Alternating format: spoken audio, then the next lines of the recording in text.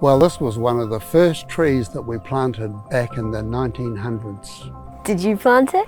Wow, I'm not that old. But it must be one of the oldest fruit trees in New Zealand.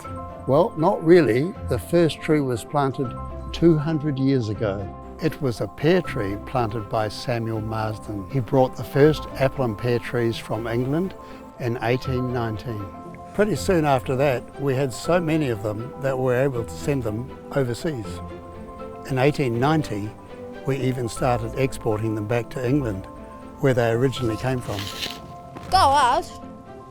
We've got rich soils here, and our climate's perfect for growing apples and pears. You know how cold it gets here in the winter? Well, apples and pears actually like that. Well, I suppose they did come from England.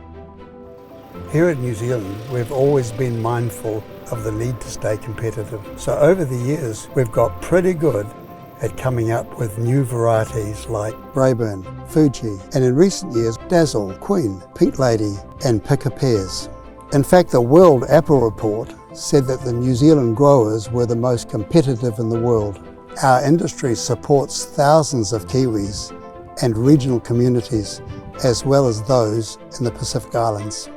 In fact, we contribute about 3 to 4 billion in what we spend and who we employ, and that will only continue to grow.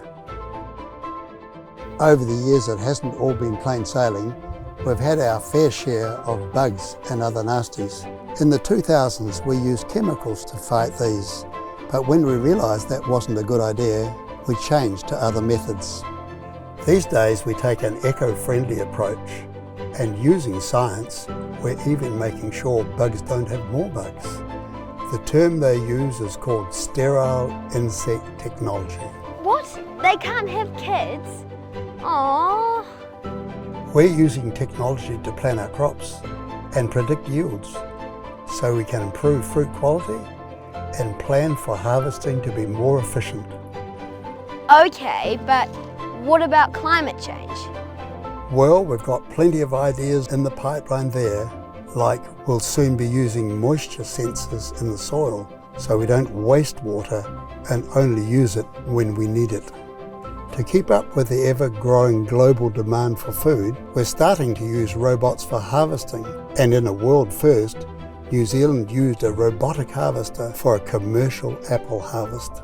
We're also testing robotic apple packers so we can keep it all going even if there's a shortage of people to pick and pack.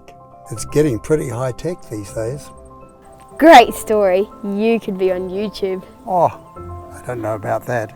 Anyway, it's going to be your turn next.